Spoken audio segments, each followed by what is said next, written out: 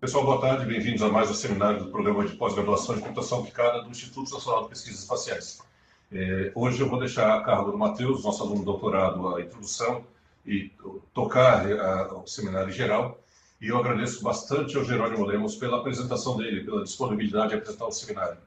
Nós, ultimamente, temos ressaltado que é importante para os alunos fazerem isso, porque vocês estão praticando a comunicação, vocês estão praticando explicar o trabalho de vocês, num ambiente controlado, num ambiente tranquilo, e vocês terão que fazer isso mais cedo ou mais tarde, em um ambiente um pouco mais sério, um pouco mais comprometido, que é na defesa de vocês, e quando vocês forem apresentar trabalhos em congressos ou em eventos. Então, é uma boa prática para quem está ouvindo, conhecer o trabalho dos colegas, e para quem está fazendo também. Então, espero que vocês sintam incentivados a fazer como Jerônimo, como Matheus, como outros que já apresentaram o seminário para a gente. Muito obrigado. Matheus, a sala é sua. Olá, Rafael, obrigado. Boa tarde, pessoal. Bem-vindos ao seminário da CAP. Primeiramente, agradeço a apresentação do Jerônimo e a participação de todos aqui. Quem puder pode ligar a câmera para preservar o momento, interajam. Isso é muito importante para que possamos ter esse momento de aprendizado. Agora, se o Jerônimo me permite, eu vou apresentá-lo. Ele possui graduação em Ciências da Computação pela Universidade Federal de Pelotas, formado em 2023. Ele é bolsista CAPES no programa de mestrado em Computação Aplicada aqui no INPE. Tem experiência na área de Ciência da Computação com ênfase em aprendizado de máquina. E entre os anos de 2021 e 2023, ele foi colaborador do Hub de Inovação em Inteligência Artificial, H2IA, da UFPEL. Então, passo a palavra para você. Jerônimo, fica à vontade. Obrigado, gente. Boa tarde. Muito contente em poder compartilhar um pouco da minha pesquisa que eu estou fazendo aqui no mestrado com os colegas. Agradeço pela oportunidade. Bom, então eu vou dar início aqui à minha apresentação. Eu vou deixar de ver a tela aqui, então se der algum problema no microfone ou na apresentação, eu peço que, por favor, me avisem. Não estou enxergando mais vocês. Bom, então o título da minha apresentação aqui do seminário é A Simulação de Dados para o Modelo Atmosférico WRF por uma abordagem de aprendizado profundo. Essa é o meu tema de pesquisa do mestrado. E eu sou orientado pelo professor Haroldo Fraga de Campos Velho e pela professora Juliana Nock, a quem eu já deixo aos dois o meu agradecimento por toda a ajuda durante a minha pesquisa. E, bom, então eu vou dar início. Bom, a previsão numérica do tempo é um problema de condição inicial. Então, quando a gente fazer uma previsão, a gente quer fazer ter uma estimativa do estado da atmosfera num tempo futuro, né? E para a gente fazer isso, a gente precisa ter uma ideia de como está a atmosfera no momento que a gente vai fazer a nossa previsão, né? Então, a qualidade dessa previsão que a gente vai fazer, ela está diretamente ligada à qualidade dessa estimativa da atmosfera que a gente tem no tempo de início da nossa previsão. Então, para a gente ter uma previsão de qualidade, a gente precisa, basicamente, né, resumindo bastante a coisa, de um modelo bem ajustado, né, eu acho que é um pouco óbvio, mas de um modelo bem ajustado e de uma condição inicial que, de fato, capture o estado da atmosfera, né. E para fazer isso, né, para a gente ter essa estimativa de qualidade, a gente utiliza técnicas do que o pessoal da meteorologia chama de assimilação de dados, né, que é essa combinação dos meus dados de previsão com dados do ambiente para eu conseguir gerar essa condição inicial acurada, né. Atualmente, os modelos de previsão e os centros operacionais, eles utilizam módulos de assimilação de dados baseados em métodos matemáticos, né, baseados na física. Então, a gente tem como exemplo as abordagens dos métodos variacionais e também técnicas baseadas em filtro de Kalman, que é uma técnica também bem consagrada de assimilação de dados. Sempre nas minhas apresentações eu gosto de trazer essa figura aqui, ela é de um artigo do Peter Bauer, de 2015, que ela mostra a contribuição de assimilação de dados, especificamente aqui de assimilação de dados de satélite, para a qualidade de previsão numérica do tempo. Então, no eixo Y, a gente tem ali o skill da previsão, e no eixo X, a gente tem ali uma linha do tempo, né, de 81 até 2013. Na linha de cima, mais em negrito ali, né, a gente tem a qualidade das previsões para o hemisfério norte e a linha mais suavizada para o hemisfério sul. E o que eu quero o que eu gosto de mostrar nesse gráfico aqui é o seguinte: obviamente que com o passar do tempo, né, as previsões elas vão melhorando, porque a gente desenvolve hardware melhor para conseguirmos rodar os modelos com uma grade com uma resolução melhor, né? Então é um pouco natural que para os dois hemisférios, né, a gente consiga uma melhoria da previsão ao longo do tempo. Mas o que eu gosto de chamar a atenção aqui é o seguinte: a partir ali da segunda metade da década de 90, quando a gente começou a colocar em operação a utilização dessas técnicas de assimilação de dados, a gente vê que a distância entre as duas curvas, né, do hemisfério norte e do hemisfério sul, elas começam a diminuir. E tem que isso aqui falando especificamente de dados de sensoramento remoto, né, dados de satélite. Por que é importante dizer isso, né? Se a gente comparar a cobertura de terra do hemisfério norte com o hemisfério sul, a gente tem uma maior cobertura terrestre muito maior no hemisfério norte, né? Aqui, se a gente pegar o mapa mundi, né, o hemisfério sul grande parte dele é oceano, né? Então a gente acaba tendo estações meteorológicas terrestres em muito menor quantidade, né? Então, especificamente aqui para nós, esses dados de sensoriamento remoto são bem importantes para a gente fazer essa assimilação. E aí a gente consegue perceber, né, que de fato utilizar essas técnicas de assimilação de dados contribuem para a gente para a melhoria das nossas previsões, né? Então, ali em 2013, por exemplo, para uma janela de 3 dias, a gente vê que a qualidade das previsões elas são praticamente iguais, né? Então, se a gente comparar ali com o início da série, né? Bom, então a gente já sabe, né, já é conhecido da comunidade científica que a utilização dessas técnicas elas melhoram a qualidade da previsão.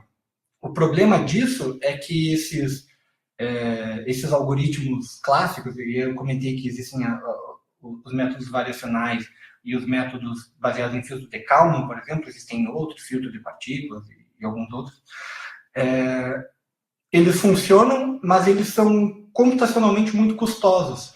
Na verdade, eles são quase tão custosos quanto as próprias previsões, né? Então, se a gente para pensar do ponto de vista operacional, né? Se eu tenho um tempo X para utilizar um supercomputador, por exemplo, para fazer as previsões, e eu preciso gastar metade desse tempo só gerando a condição inicial, isso é um problema, né? Porque eu perco muito tempo em que eu posso estar rodando a minha previsão e não estou porque eu preciso gerar essa condição inicial, né? Dito isso, o objetivo principal do meu trabalho é tentar desenvolver um método, uma outra estratégia de assimilação de dados e essa, especificamente aqui para o meu trabalho de mestrado, uma estratégia utilizando técnicas de aprendizado de máquina, né? Especificamente, a gente está trabalhando com arquiteturas de redes neurais profundas, redes neurais convolucionais, que eu vou estar falando um pouquinho mais na sequência, né? E por que isso importa, né? Por que é interessante estudar isso? Porque uma vez que a gente consegue ajustar um modelo baseado nessas técnicas, a gente consegue ter uma redução significativa no tempo de processamento para computar as análises. As análises são essa condição inicial que eu comentei no início da minha apresentação. Então, a gente teria esse ganho computacional. Bom, e além disso, né, uma vez que a gente consegue fazer esse tipo de coisa, a gente precisa avaliar o impacto dessa nova abordagem nas previsões em si, que é o mais importante, né? Na verdade, a gente gasta bastante tempo estudando essas técnicas de assimilação de dados, porque no final das contas a gente quer sempre melhorar a previsão. Então, na verdade, o mais importante é a previsão, né? Então, a gente busca, no segundo momento, após o desenvolvimento da técnica de assimilação de dados, avaliar o impacto que isso tem nas previsões.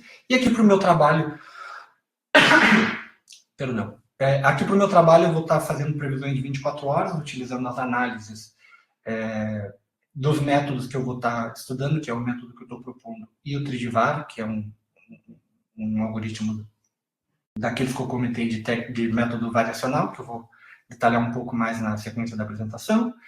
E então a gente vai aí avaliar a qualidade das previsões em comparação com os dados de observação e também avaliar o custo computacional, né? Se a gente de fato consegue reduzir o tempo de computação sem degradar a previsão. Bom, então deixa eu entrar um pouco mais em detalhes sobre o que é assimilação de dados, né? A gente pode enxergar a assimilação de dados como um processo em várias etapas, né? Então, ele envolve a gente coletar e armazenar os dados de observação do meio ambiente, e aí eu já dei um spoilerzinho no início, né? Esses dados podem ser de estações meteorológicas, superfície, por exemplo, dados de satélite.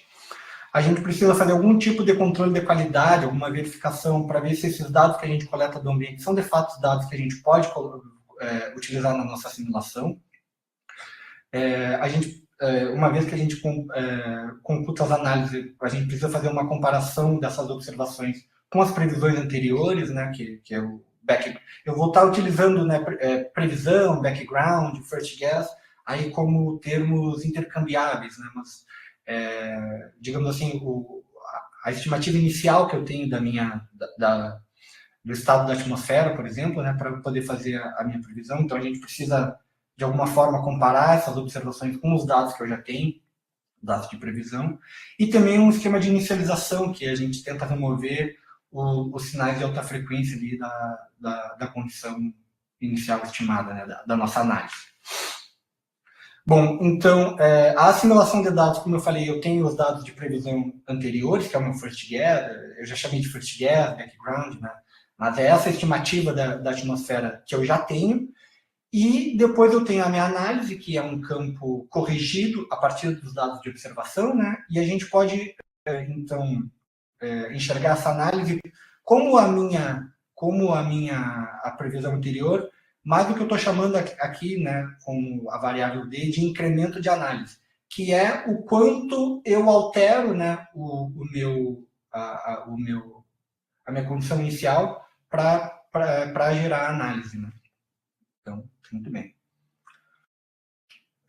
Então, tentando trazer isso, não só falar, mas trazer de uma forma um pouco mais gráfica para tentar explicar isso. Então, eu tenho uma estimativa inicial da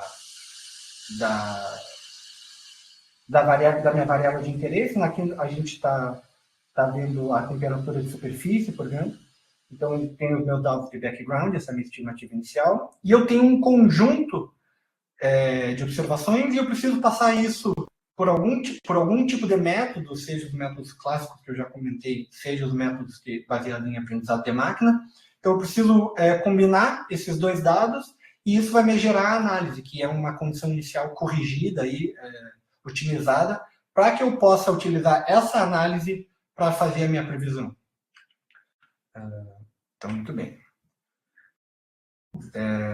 O algoritmo que eu vou estar utilizando como referência aqui para gerar os dados de treinamento do meu modelo e fazer as comparações do meu modelo com ele também é um algoritmo baseado em métodos variacionais, que é o método variacional 3D, ou Tridivar. Esse algoritmo, ele calcula a análise, né, ou seja, essa minha condição, a minha análise minimizando essa função objetivo, J, né, em que então eu tenho como X ali o estado da atmosfera, eu tenho um vetor de background, que é o meu vetor dos dados de condição inicial, né, os meus vetores de observação, uma matriz e as matrizes de covariância, né, que é onde a gente perde mais tempo, né, para calcular o gargalo, um dos gargalos, né, das rodadas desses métodos está aqui no cálculo dessas matrizes de covariância, porque a gente precisa tirar uma estatística, né, dos dados, então a gente acaba fazendo rodadas anteriores do modelo para poder gerar esse tipo de coisa, e é computacionalmente bem custoso. E eu também tenho o operador de observação. Então, no final das contas, o Tridivari ele acaba gerando nas análises, minimizando essa função objetivo. Bom, para fazer esses experimentos, né, eu preciso de um modelo atmosférico para depois poder verificar a qualidade das minhas previsões a partir da utilização de assimilação de dados. O modelo que eu estou utilizando é o WRF, que é o Weather Research and Forecasting Model. Ele é um modelo... e por que usar ele, né? Ele é bom, primeiramente, ele é um modelo de código aberto, ele é um modelo de mesescala, né? Ou seja, é um modelo regional. Ele é código aberto e ele é mantido pelo NCAR, né? O National Center for Atmospheric Research. E ele é utilizado em vários centros operacionais aí por todo mundo, inclusive aqui no INPE, né? Então a gente acaba utilizando uma ferramenta que é diariamente utilizada aqui no Instituto, né?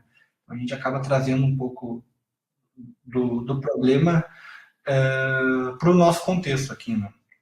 E o WRF ele é um modelo bem complexo, né? Um pedaço de software aí bem robusto e bem complexo, e ele possui vários módulos ali, inclusive o sistema de pré-processamento, que é o WPS, e um seu próprio módulo de assimilação de dados, que é o WRFDA. E o WRFDA, ele tem, como eu comentei, existem várias técnicas, devido à importância dessa etapa, né, ele acaba implementando vários algoritmos nesse módulo de assimilação. Eu menciono aqui o Tridivar e o Fordivar. Também tem algoritmos baseados em filtro de Kalman por conjunto, e a gente pode utilizar nele também uma estratégia híbrida entre esses dois, né, combinar as técnicas variacionais com o filtro de Kalman. Como eu comentei, a gente vai estar utilizando o Tridivar. Então, como a gente está tentando fazer uma prova de conceito aqui, né, que a gente consegue emular esses algoritmos, a gente acabou escolhendo o algoritmo, dentre esses aqui que eu listei, o que tem o menor custo computacional para a gente poder gerar as análises para gerar o conjunto de treinamento, né? Então, o Fordivar e essa estratégia híbrida entre filtro de Kalman e técnicas variacionais são consideravelmente mais custosas que o Tridivar. Então, aqui tem um fluxograma básico que mostra o funcionamento do WRF, né? Notem aqui que o WRFDA ele é um módulo anal do WRF, eu não preciso dele necessariamente para gerar as minhas previsões, mas como eu espero já ter convencido vocês, a gente acaba utilizando porque de fato a gente consegue melhorar as nossas previsões. Então, como eu comentei, o WRF ele é um modelo regional, então basicamente a gente pega dados de um modelo global de resolução mais grosseira e acaba interpolando esses dados para a grade do nosso domínio do WRF, e essas coisas elas são feitas ali nos módulos de pré-processamento e no real do WRF. E o WRFDA ele recebe os dados de observação ali, né? E esse módulo acaba conversando com o WRF, o módulo WRF, que é o módulo que de fato faz as previsões, né? Bom, então como eu tinha comentado no início da minha apresentação, a gente está tentando propor um método baseado em aprendizado de máquina para emular o Tridivar, né, o processo de assimilação de dados, especificamente o Tridivar, utilizando o aprendizado de máquina. Para a nossa proposta, a gente vai utilizar uma rede convolucional. A gente acabou escolhendo a UNET. A UNET ela foi originalmente proposta para um problema de segmentação semântica. Alguns dos colegas aqui, né, nos seminários anteriores já comentaram, inclusive, um pouco sobre a UNET, né? Então, como ela é um modelo que foi proposto não necessariamente para o nosso problema aqui, que é um problema de regressão, mas sim de segmentação semântica, né, que no final das contas é um problema de classificação, a gente precisou fazer uma pequena alteração na camada de saída da arquitetura para poder adaptar ela para o nosso problema, né? Ela foi proposta pelo Ronenberg lá em 2015, né?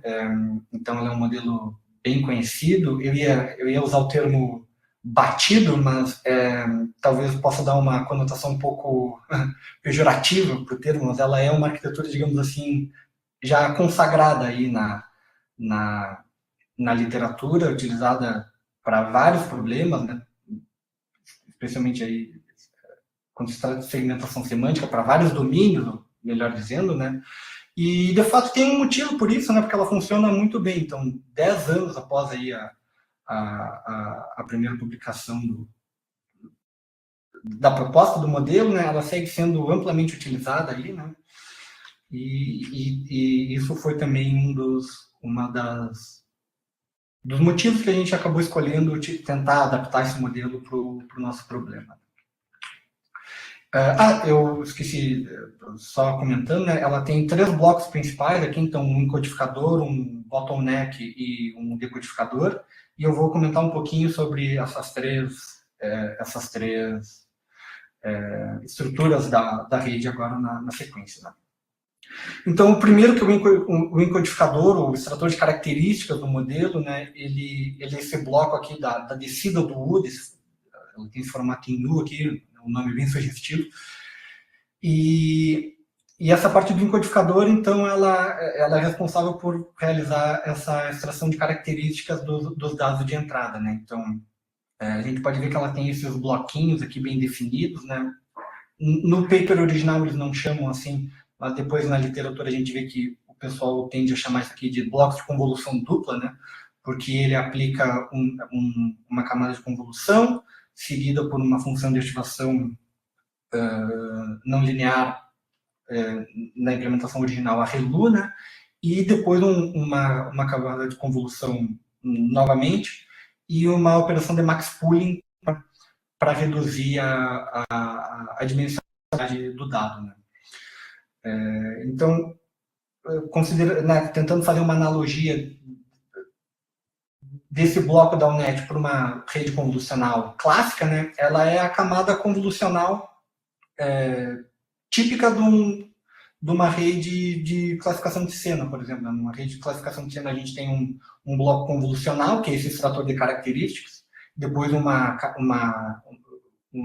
bloco de rede fully connected, né, para fazer a classificação. Então, o encodificador aqui da UNET, ele é basicamente aquele extrator de características dessas redes dessas CNNs de classificação de Senna, né? Depois a gente tem o bottleneck, né, o gargalo aqui do nosso modelo, que, considerando esse formato em U, né, é a camada mais profunda aqui da rede, né? E a partir da saída aqui do encodificador e do bottleneck que é gerada essa representação dos dados, né? Então, eu vou passando ela pelo encodificador e pelo bottleneck aqui para fazer essa extração de características, né? E esse dado que sai aqui do bottleneck, o pessoal tipicamente chama de representação do espaço em espaço latente, ou para usar o termo que está mais na moda, aí, que o pessoal gosta de usar para quando trabalha com PLN, um embedding do meu dado, né? Mas é uma representação em que o modelo consegue extrair as principais características do dado de entrada. E aí, a partir desses dados, dessa extração de características, eu faço a reconstrução do meu dado no decodificador. Então, eu fui diminuindo aqui a dimensão do meu dado, muito devido pelas funções, pela operação ali de max pooling, né? E depois, para eu reconstruir ele, eu faço a operação inversa da convolução, que é a convolução transposta ali, e vou aplicando ainda operações de convolução em cima dessas reconstruções do meu dado, até eu chegar na camada de saída aqui do meu modelo, em que eu reconstruo todo o dado e na aplicação original para segmentação semântica, né, a gente aplica uma função softmax na saída do meu dado reconstruído aqui, do meu decodificador, em que eu transformo os meus dados numa função de densidade de probabilidade. E, então, basicamente, o que essa função softmax retorna, né, é qual a probabilidade daquele pixel ser de determinada classe, né? E para eu gerar minha máscara, depois, obviamente, de segmentação, por exemplo, eu pego a classe em que eu tenho que o modelo está me dizendo que é a maior probabilidade de ser, né? E aí eu consigo gerar a minha máscara de segmentação. Como eu comentei, aqui a gente precisou fazer uma modificação nessa camada de saída, porque a gente está trabalhando com um problema de regressão, né? A gente quer fazer a estimativa da condição inicial. Então, a gente retira essa função softmax aqui e coloca, por exemplo, a função identidade, e aí eu consigo forçar com que a saída do meu modelo, em vez de ser uma máscara ali de segmentação, ela seja um espaço, né, ou seja, um campo, uma matriz, né, com valores reais, que no nosso caso aqui vai estar representando a análise do Tredivari. Então, de certa forma, a gente manteve toda a estrutura do modelo e fez apenas essa modificação na camada de saída para poder fazer essa adaptação para o nosso problema, né? Além disso, eu tenho, além desses 3 blocos principais, eu tenho essas skip connections, né, que na verdade é eu pegar a saída desses blocos de convolução dupla aqui, antes de eu fazer o max pooling, e eu concatenar eles na entrada dos blocos de convolução dupla aqui do meu decodificador. Isso ajuda eu manter a informação espacial da minha entrada quando eu faço a reconstrução aqui do dado no decodificador, e também para ajudar a restaurar a dimensão original do dado. Então, só para dar um exemplo aqui, né, esse daqui é o uso típico da UNET, né? Então, a gente tem uma entrada, uma imagem de entrada, né, em que eu tenho um alvo ali que é do meu interesse, no caso aqui é o gato, e a saída do meu modelo é uma máscara de segmentação em que eu consigo classificar pixel a pixel onde é que está o gato naquela imagem, né? E o que a gente quer aqui, na verdade, no nosso trabalho, que é fazer essa modificação para usar o NET para gerar essas análises do Tredivari, eu tenho o dado de background, eu propago essa entrada pelo meu modelo e ela gera a análise, ou seja, né, a análise mais próxima possível do Tredivari. Bom, então eu vou comentar um pouco dos materiais e métodos que a gente utilizou para fazer essa pesquisa, né? Então, como isso aqui o meu trabalho está no estágio de prova de conceito, né? A gente vai estar considerando apenas uma variável, que é a temperatura do ar a 2 metros da superfície.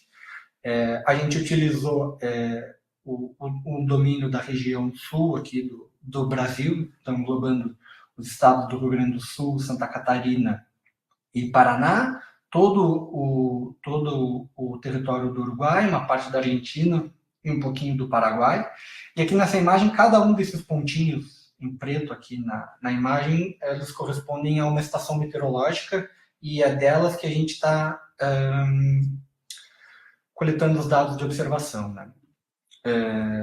A gente tem dados dos meses de junho, julho e agosto para os anos de 2015 a 2018.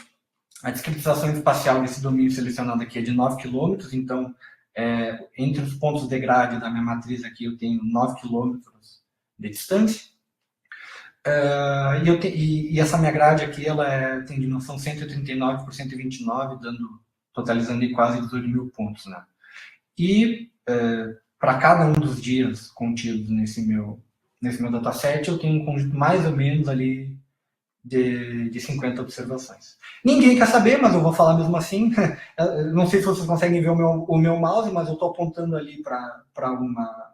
Estou girando ali em torno de um pontinho. Ali é a cidade de Bagé, de onde eu, com muito orgulho, venho. Então, para a empresa de São José dos Campos, eu saí de lá. Então, se eu não me engano, essa estação meteorológica aqui é do aeroporto lá da cidade. Por incrível que pareça, Bagé tem aeroporto, acredite se quiser.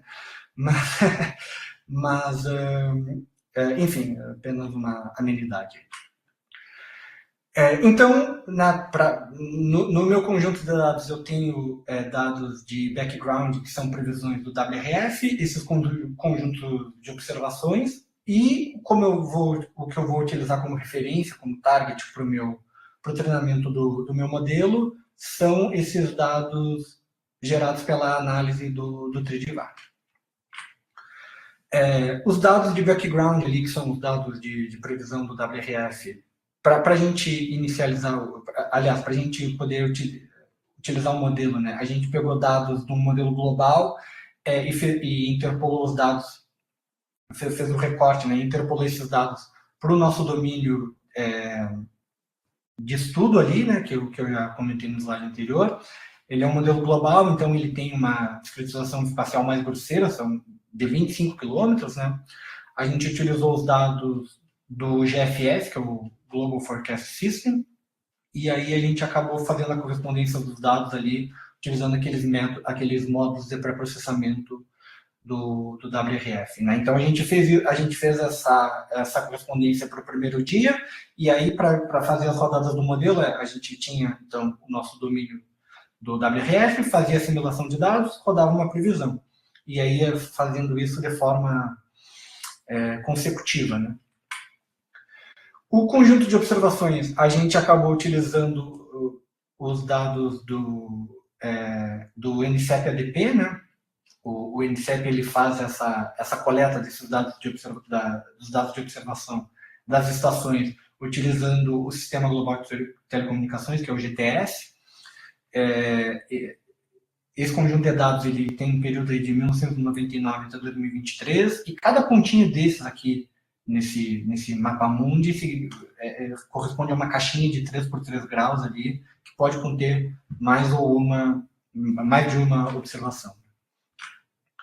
E aqui é a lista completa das variáveis que tem nesse dataset, né? Como eu comentei, como é uma prova de conceito, digamos assim, a gente está utilizando só a variável de temperatura, mas a gente poderia assimilar essas outras variáveis, então, componentes do vento, pressão, ponto de orvalho, também. Não é o caso aqui, pelo menos não ainda.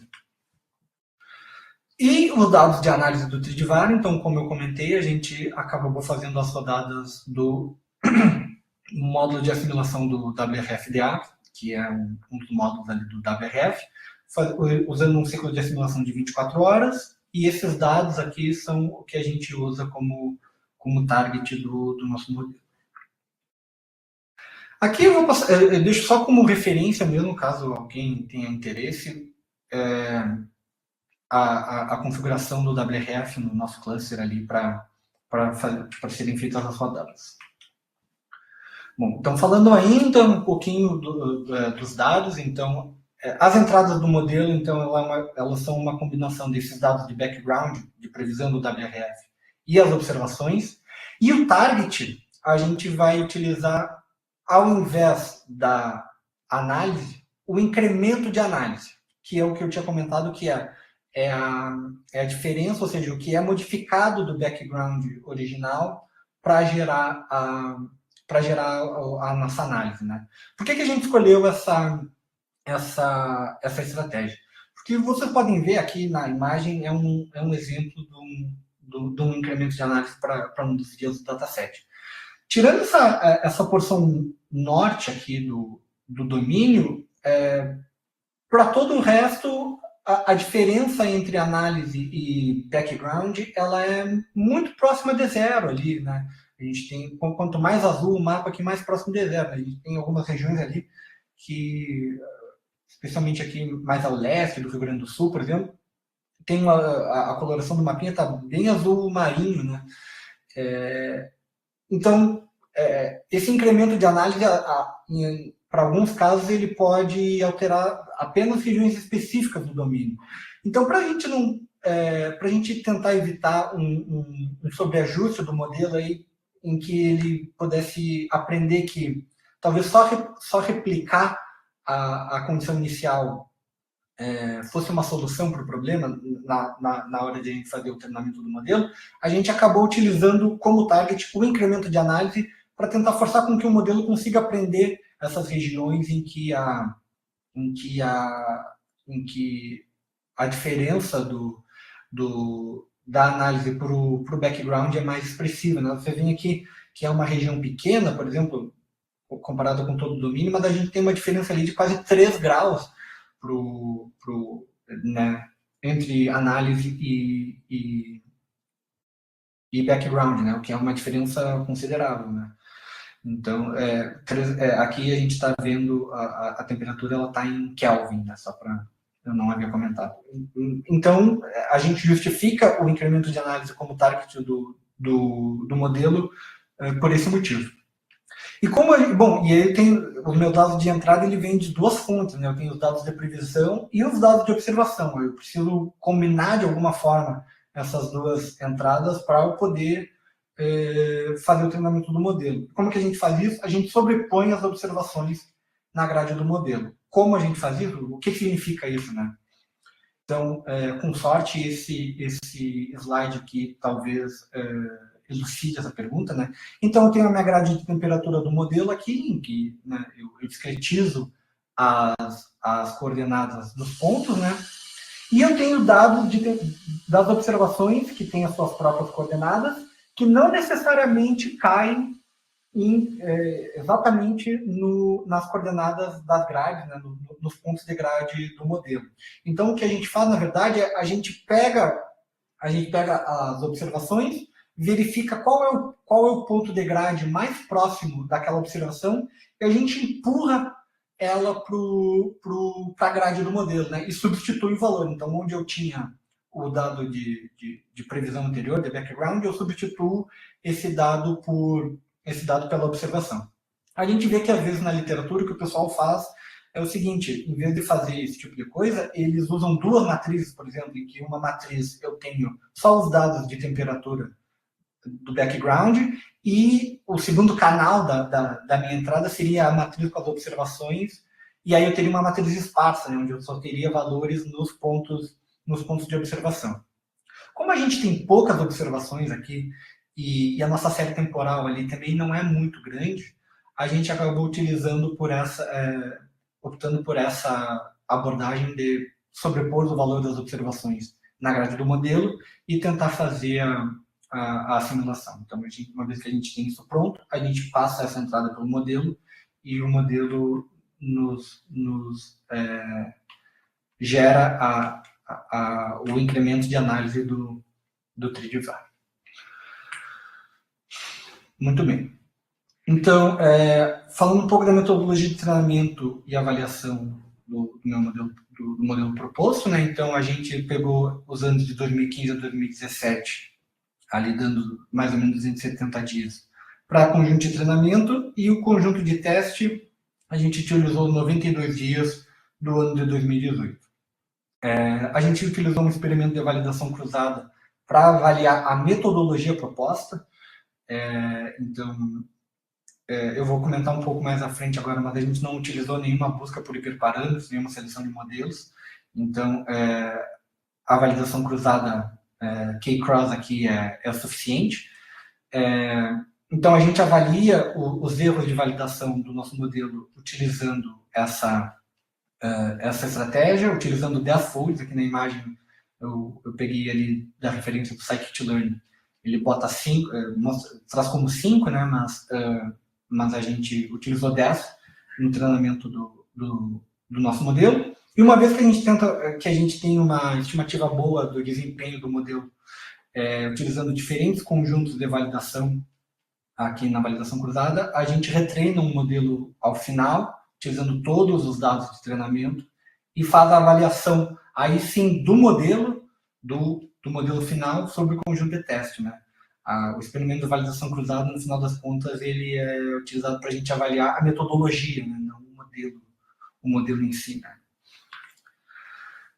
As métricas de avaliação que a gente vai utilizar vai ser o MSE e ou seja, né, o erro quadrático e o erro absoluto. O erro absoluto é que ele nos ajuda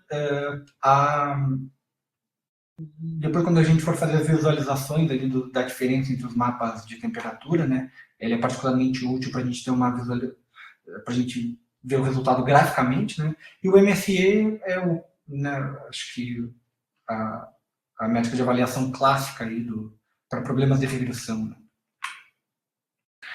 Aqui a configuração dos modelos, a configuração de hiperparâmetros que a gente utilizou para treinar o nosso modelo.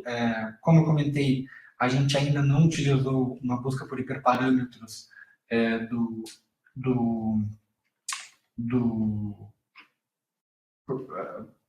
o nosso modelo, né? Então a gente utilizou utilizou o número de filtros e camadas tal qual está descrito no paper da UNET, e esses hiperparâmetros aqui, épocas, taxa de aprendizado, otimizador, que foram escolhidos empiricamente. Uma taxa um olho de Stockholm com uma paciência de 50 épocas e uma variação mínima de 10 a menos 13. Né? Bom, e aí aqui então tá os resultados do experimento de validação cruzada do nosso modelo, em que a gente pode ver quantos steps ali, né? Aqui eu estou nos steps, não as épocas em si, né? Porque como a gente utiliza o treinamento usando o mini-batch, né? Então, quantos steps ele demorou para treinar o modelo e a perda de validação para cada um dos 10 folds que a gente treinou. E aí a gente consegue tirar uma média e um desvio padrão desses resultados. E isso aqui nos dá uma estimativa do que mais ou menos a gente pode, o que a gente deveria esperar, né, de resultados sobre o nosso conjunto de teste. Né? Então, por exemplo, aqui eu tive uma média dos 10 folhas de erro de validação de 0,08 e um desvio padrão de 0,02. Então, bom, isso me dá uma estimativa de mais ou menos a performance do modelo. Uma vez que eu treino meu modelo de novo com todo o conjunto de treino e vou fazer a avaliação do teste, o ponto de vista que eu tenho é que se eu tenho algo que é muito diferente disso aqui, a gente até espera que piore um pouco, mas fique mais ou menos ali dentro do desvio padrão. Mas se a minha média aqui é 0,08 e aí eu vou ver o meu erro sobre o conjunto de teste lá, do MSE aqui no caso, né, que é a loss que eu estou usando, e o meu do teste é 5, bom, aí tem algum problema aí, ou nos dados, né, ou propriamente na estratégia que a gente está utilizando, né. Então isso aqui, como eu reforço, né, a gente utiliza para fazer a avaliação da nossa estratégia, né. Porque, né, a boa prática diz também, né, que a gente deve utilizar o conjunto de teste apenas uma única vez, né, para a gente evitar qualquer tipo de contaminação, né. Então, enfim. Bom, e aí a gente vem para as métricas sobre o conjunto de teste, e aí a gente tem um MSE ali de 0,07, então tá mais, inclusive aqui, né, como a gente inclusive conseguiu um MSE menor do que a média ali dos folds que a gente tinha feito, e um erro absoluto de 0,17, né. Então, é um outro indício aí de que talvez a metodologia que a gente está utilizando seja adequada, né? Bom, mas a gente não pode ficar só no experimento numérico, né? Se fiando por apenas essas métricas. A gente então precisa fazer o que eu gosto de chamar de análise qualitativa dos resultados, né? E aqui eu vou mostrar o exemplo de dois dias do conjunto de teste e eu acho que vocês vão entender o que eu falo por análise qualitativa agora. Então, muito bem, escolhendo aqui o dia 13 de junho de 2018, um dos dias do meu convite de teste. À esquerda eu tenho o meu target, ou melhor, a análise do Tridivar, né? Ao centro eu tenho a análise gerada pelo modelo que eu estou chamando de NetDA, né? Que é o nosso modelo proposto de assimilação. E aí aqui eu tenho a diferença absoluta entre os dois campos de temperatura, né? A análise do Tridivar e o do modelo de aprendizado. E a gente vê, né, que, tirando um pouco mais ao norte ali do domínio, para grande parte do mapa aqui, a diferença é próxima de zero, o que é um indicativo interessante de que as coisas estão de fato parecidas, né? E aí a gente volta aqui, a gente tenta também ver o incremento de análise, que é de fato o target do modelo, né? Para os dois métodos de assimilação. Então, a esquerda, melhor, a gente tem um incremento de análise do Tridivar e a direita o incremento de análise do modelo de aprendizado, da NetDA. E a gente pode ver que, embora o modelo erre um pouco na questão da intensidade da diferença entre o background e a análise, ele consegue modificar o campo nas mesmas regiões que o Tridivar, né? Então, a gente vê mais ao norte ali entre Santa Catarina e Paraná, os dois modelos alteram o background naquela mesma região, a NetDA menos que o Tridivar, mas na mesma região. Bem ao centro aqui do Rio Grande do Sul, ali perto de Santa Maria, por exemplo, a gente vê que o modelo, que as duas análises alteram o background na mesma região. E também ali na costa do Uruguai, ali, pertinho de Montevidéu, ali, a gente vê também que são diferenças um pouquinho mais discretas, né? Mas os dois modelos também ali alteram o background naquela mesma região. Então, mais um indício de que talvez o nosso modelo esteja conseguindo emular a técnica do Tridivar. E uma vez que a gente tem essas duas análises, a gente pode fazer uma previsão de 24 horas, que é o mais importante no final das contas, né? Reforço aqui, né? A gente faz, então, a previsão de 24 horas usando a análise do Tridivar e a análise da UNET. E, graficamente, a gente consegue perceber que, né, a gente tem uma diferença ali, né, em que na região do Uruguai, ali no território do Uruguai, mas para grande parte do domínio também previsões bem semelhantes, né? E aí a gente tenta ver o impacto das duas métodos de assimilação, comparando os dados de previsão com os dados de observação, né? Então, o que a gente fez aqui, no eixo X, eu apenas numerei as observações, então vai de 1 a 56 ali, né, que são mais ou menos o número de observações que a gente tem para cada dia. E no eixo Y a gente tem a diferença absoluta entre os pontos de observação e os pontos previstos pelo modelo, né?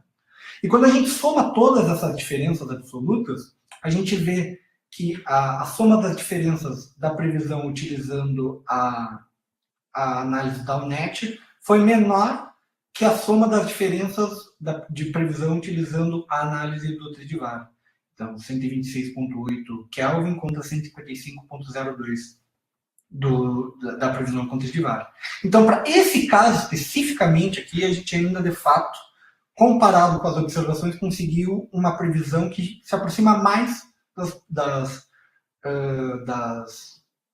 observações do que a previsão feita com o Tridivar. Então, a gente pode dizer que essa previsão aqui, inclusive, foi melhor.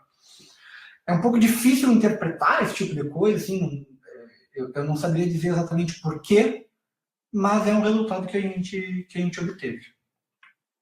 E aí eu trago um segundo exemplo agora para o dia 27 de julho, né, utilizando a mesma abordagem para trazer os resultados. À esquerda, a análise do Tridivar, ao centro, a análise da UNET e a diferença absoluta entre os dois campos. Então, a gente vê um comportamento parecido com o exemplo anterior, né, em que grande parte do domínio ali, as diferenças são muito próximas a zero. A gente tem uma diferença um pouquinho mais ali, maior na fronteira entre o Rio Grande do Sul e Santa Catarina, mas tudo muito próximo também. E quando a gente vai analisar o incremento de análise, felizmente, né, a gente vê que a diferença entre análises e background, elas ocorrem nas mesmas regiões novamente, a UNET ainda, né, errando um pouco na intensidade, mas alterando o campo nas mesmas regiões, o que era o que a gente esperava. Né?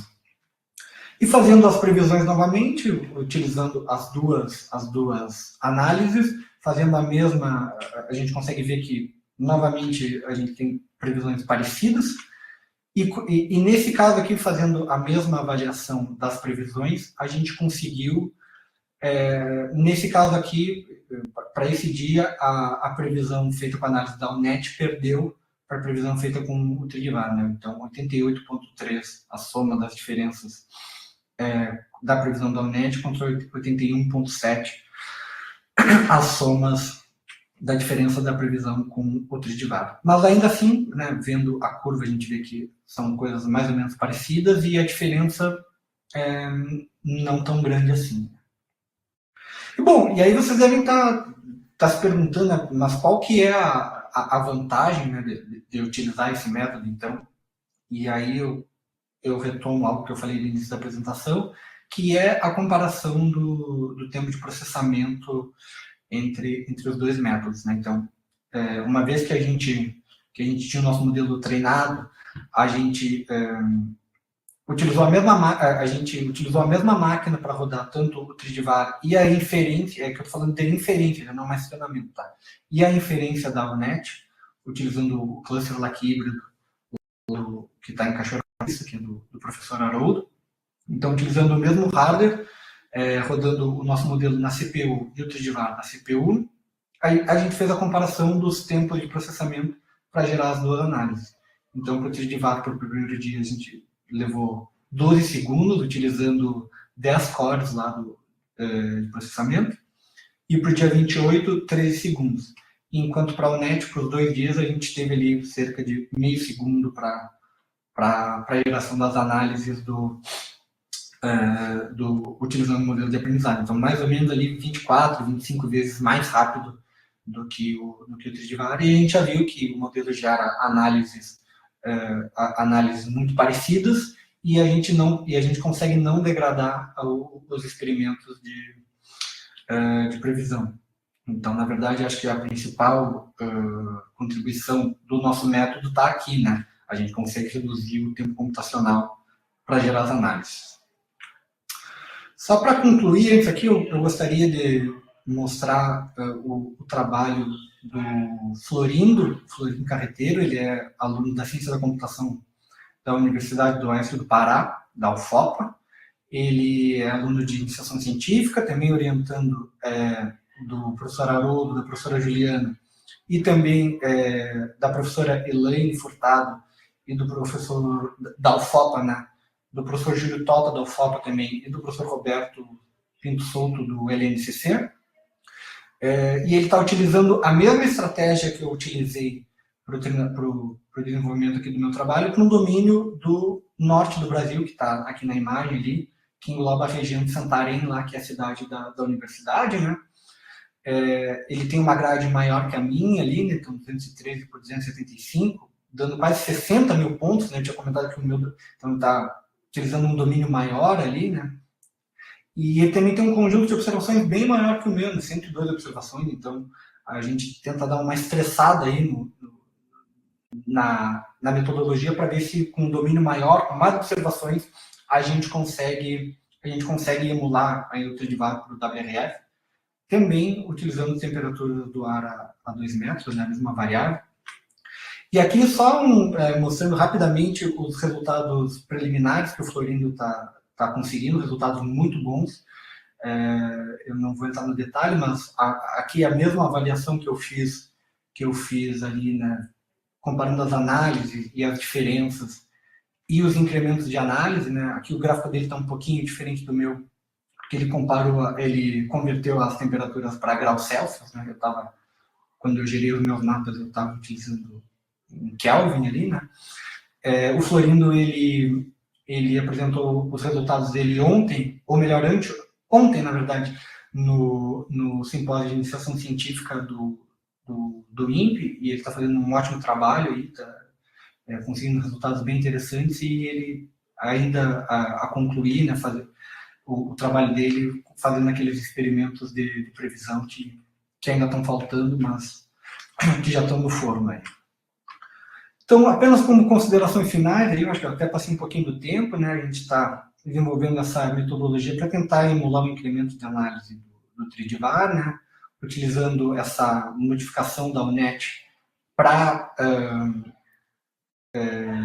adequar a arquitetura para o nosso problema, e a gente consegue, fazendo as previsões de 24 horas, a gente consegue obter resultados semelhantes, ou seja, e às vezes até melhores, né, como eu mostrei no primeiro exemplo, em comparação aos resultados das previsões com o Tridivar. Né?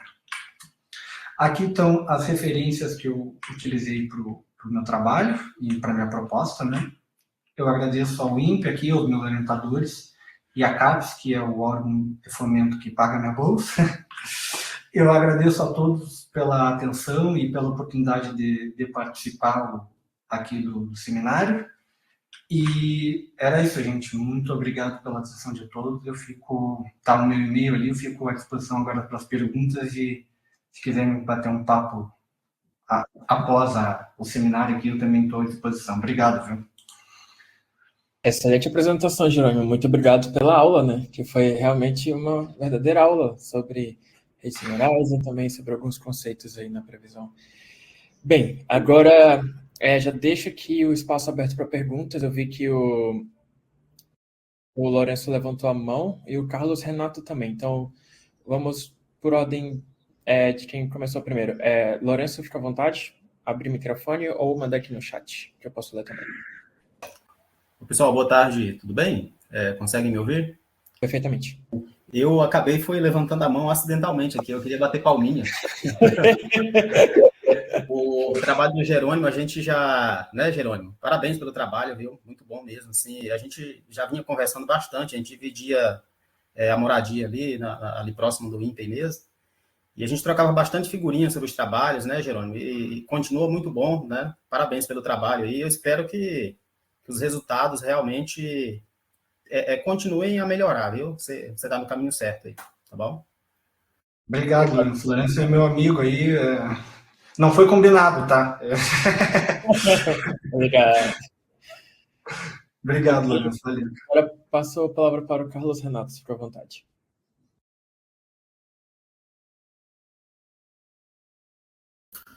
Ô, Jerônimo. Olá. Parabéns pelo trabalho, viu? Eu acompanho essa linha de trabalho do professor Haroldo já há alguns tempos. É muito interessante o resultado, muito bem feita a sua apresentação. Eu queria te dar uma sugestão, porque quando a gente compara campos de previsão feito por modelos diferentes, duas coisas é preciso considerar.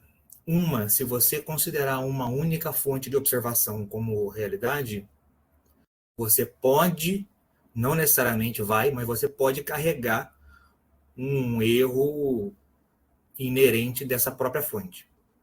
Então, o que a gente costuma fazer? A gente costuma usar, no mínimo, duas fontes de observação para fazer uma avaliação dupla. Entendeu? Perfeito.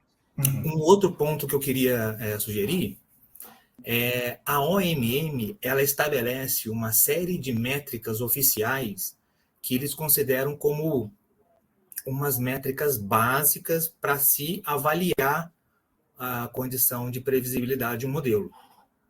São métricas básicas. Umas delas você usou, que é o erro quadrático e o erro absoluto, né? Essas são algumas. Mas tem algumas outras que complementam essas primeiras. E aí, seria interessante você ter todas essas métricas aplicadas, porque aí você consegue realmente colocar o seu, vamos chamar ele de modelo de previsão, né? Vamos tratar ele como se fosse um modelo de previsão mesmo, né? Que na verdade, você produziu previsões, né? E aí você consegue colocar o seu modelo de previsão no mesmo patamar de avaliação dos outros modelos, né? E aí você consegue não só comparar o seu modelo com a observação, mas você consegue comparar o seu modelo em relação aos outros. Poxa, como é que a minha previsão está se saindo em relação sei lá, ao ETA, a outros modelos já consolidados e avaliados pelo próprio CPTEC. Perfeito. Beleza? Muito obrigado pelas sugestões, vão ser consideradas, muito valiosas. Eu agradeço. É um prazer poder sugerir. E aí, quando você for, a gente aqui, quando vai analisar campos no olho, assim, é uma avaliação subjetiva e qualitativa de campos, não são valores escalares, né, são campos, a gente você poderia usar, por exemplo, correlação espacial, que é bem simples e te traduz aquela diferença de dois campos em um único valor, né? E aí esse valor caracteriza quão realmente próximos estão esses campos, não só da acuidade visual do analisador. Beleza? Muito obrigado. Mas, ó, excelente trabalho. Os resultados a gente sabe que são ótimos. Vale a pena investir aí que vai dar bom. Vai dar bom. Muito obrigado. Valeu. Parabéns aí, parabéns aos orientadores, a Juliana, o Haroldo. Legal. Excelente. Jerônimo, temos uma pergunta aqui no chat, do Alex Fernandes. Ele diz: parabéns, excelente trabalho, boa tarde. Estou sem áudio e microfone. Aí a pergunta dele diz: foi utilizado apenas uma variável para a simulação, entre parênteses 2TM, as outras da análise são do próprio 3D VAR? Pensam em usar temperatura e umidade em camadas abaixo do solo? Parabéns pelo trabalho. Obrigado, Alex. Então, para a gente fazer o experimento de previsão, a gente pegava já falando um pouco da engenharia, né? Então a gente gerava o campo de temperatura ali utilizando o modelo, e aí a gente escrevia esse dado no arquivo do WRF do background, a gente não utilizava as outras análises do Tridivar. Então, utilizando... Aliás, né, quando a gente rodou o Tridivar, a gente fez a análise só da temperatura, mas a gente escrevia esse dado no arquivo de background no arquivo antes dele passar pelo módulo de assimilação do WRF, e aí fazia previsão. Sobre umidades em camadas abaixo do solo, a gente ainda, eu não falo muito que eu defendi a minha proposta, a gente ainda está discutindo quais são os próximos passos, sobre quais variáveis a gente vai tentar, enfim, fazer a simulação, os próximos passos eu ainda estou discutindo com os meus orientadores. Então, a gente ainda não discutiu isso, mas definitivamente é uma possibilidade, cenas dos próximos capítulos. Mas obrigado pela pergunta. Excelente. Alguém mais tem alguma outra pergunta?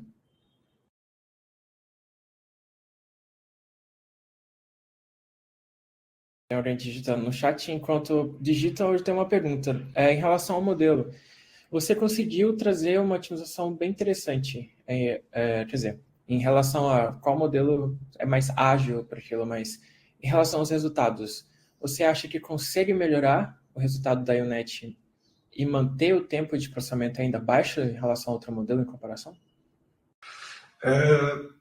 Obrigado pela pergunta, Matheus. Então, na verdade, sim, né? Porque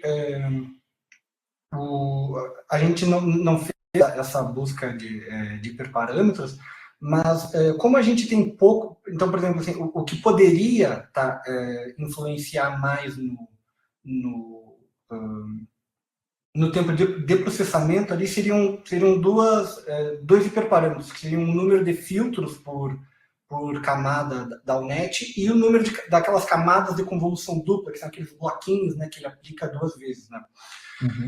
A gente utilizou, então, como eu falei ali, eu tinha 270, mais ou menos, 272 exemplos de treinamento, ou seja, grades de temperatura para fazer o treinamento. Sobre o número de filtros e o número de camadas, a gente já utilizou a arquitetura, esses hiperparâmetros originais da UNET. O que eles fazem no paper? Eles começam na primeira camada de convolução dupla, já com 64 filtros, e eles vão dobrando o número de filtros então, na primeira camada de convolução dupla, eu tenho 64 filtros nas duas camadas de convolução. Depois, quando eu passo para a próxima, eu uso 128, 256, 102. Então, eu acho que se a gente fosse fazer uma busca de hiperparâmetros, quando a gente fizer a busca de hiperparâmetros, ou melhor, né, a gente teria o teto do nosso espaço de busca já seria esses hiperparâmetros do paper original. Então, para todos os efeitos, quando a gente fizer isso, o máximo que a gente teria seria uma simplificação do modelo no quesito número de filtros e número de camadas. Então, não seria algo que degradaria o tempo computacional, por exemplo, de inferência na CPU. Então, eu acho que sim. Eu acho que a resposta é não, na verdade, né? Ou melhor, a resposta é sim. Mesmo fazendo a busca dos hiperparâmetros, a gente conseguiria manter o desempenho computacional semelhante ou, eventualmente, até melhor do que o que a gente tem, eventualmente, a gente selecionando um modelo que é mais simples, né? Sim, claro. Quanto tempo durou para treinar a IONET com seus dados? Para fazer... cada fold ali e o treinamento final, como utiliza todos os dados, foi um pouquinho mais, mas ele demorava mais ou menos. O experimento de validação cruzada ali, se eu não me engano, foram 6 horas, mais ou menos, 6 e meia, 7 horas ali. Eu utilizei o Kaggle, né, para fazer Então, a gente treinou no ambiente de nuvem do Kaggle, utilizando uma P100, que é a placa que eles disponibilizam lá, né, usando o Kaggle, porque é melhor que a T4 do Google, né, do Colab. Então, mais ou menos por esse tempo aí, aquele experimento de validação cruzada deu no máximo 7 horas. Então você deve ter utilizado quantas épocas? 100? A gente utilizou, deixa eu até voltar aqui. A gente botou como teto 300 épocas, né, e utilizando ali uma paciência, um early stopping de 50 épocas com um delta mínimo de 10 a menos 3, né? Então, quando a gente volta aqui, né, é que aqui no final eu utilizei o TensorBoard para fazer essa estatística aqui, e ele dá os steps, né? Porque como a gente treina em mini batch, ele conta também os steps por época, né? Mas é isso, a gente botou um teto de 300 épocas de treinamento. E a taxa de aprendizado é adaptativa durante o treinamento? Ou você isso, utilizando o Adam, né, que acaba, ele usa o momento, a taxa de momentum ali para fazer a atualização da taxa de aprendizado. Interessante. Bem, eu vejo resultados promissores no futuro. Eu acho que uma sugestão seria só você explorar quais seriam os melhores, quer dizer, a melhor configuração da parte de encoder e decoder para o seu problema. Porque utilizar as configurações padrões de fábrica, digamos assim, da IONET, talvez não seja tão adequado para o seu modelo, no final das contas, mesmo mostrando ser. Então, eu acho que você consegue melhorar os resultados ainda mais. Os resultados são incríveis. Tipo, a diferença absoluta é muito bom, é muito bom. Mas tem regiões que podem ser mais complicadas por algum evento extremo, alguma coisa assim do tipo. Mas realmente é muito, muito bom o seu trabalho, Jerônimo. Alguém mais tem alguma outra pergunta? Tem um comentário do professor, acho que é o professor Haroldo aqui. Ele falou, em tempo, umidade do solo não é a simulação do 3D-VA para a atmosfera. É a simulação do modelo de superfície. Pode ser 3D-VA também, mas com outra calibração matriz B. Obrigado pelo comentário, professor. Bem, então vou fechar a parte de perguntas. O Lucas está digitando aqui, então vou esperar ele falar alguma coisa, mas só para dar alguns lembretes antes de encerrar. Pessoal, amanhã é o último dia para enviar trabalhos para o OCAP. Então, é muito importante que todos vocês participem enviando seus trabalhos ou inscrevam-se no workshop, porque esse é um espaço nosso, nós, alunos de graduação, de mestrado e doutorado. Então, todos vocês são convidados a enviar o trabalho de vocês até amanhã. E participarem do workshop que vai acontecer em menos de um mês, dia 9 e 12 de setembro. A gente está com uma equipe muito legal que tem trabalhado muito para fazer esse evento acontecer e comemorar 25 anos, ok? Qualquer dúvida, pode entrar em contato com a gente, qualquer pessoa da comissão, a organizadora vai te auxiliar. As apresentações são presenciais, não serão apresentações online, infelizmente, então você teria que vir para São José. Pode fazer submissão de resumo ou de artigo curto de até 5 páginas, façam trabalho colaborativos, porque se você não puder vir, outra pessoa pode apresentar também por você. Então, tenham coautores, certo? Vamos fazer essa edição uma das melhores do ORCAP e, claro, comemorar em memória aqueles que vieram antes da gente e fizeram outras versões muito legais do workshop também. Então, esse é o momento de celebrar o curso e fazer essa comunhão de todos. Além disso, tem um churrasco no final das contas também, né, gente? Então, participem. Tem uma programação muito legal. E a gente espera muito que vocês participem. Nós somos os nossos próprios público-alvo. Então, vamos lá. Mais uma vez, Jerônimo, muito obrigado. Todos, mais uma salva de palmas virtual para o Jerônimo. Opa, levantei a mão também, o Lourenço. Anyway. Muito obrigado. Mais uma vez, parabéns. E até mais, pessoal. Tchau, gente. Obrigado, hein? Um abraço. Tchau, tchau.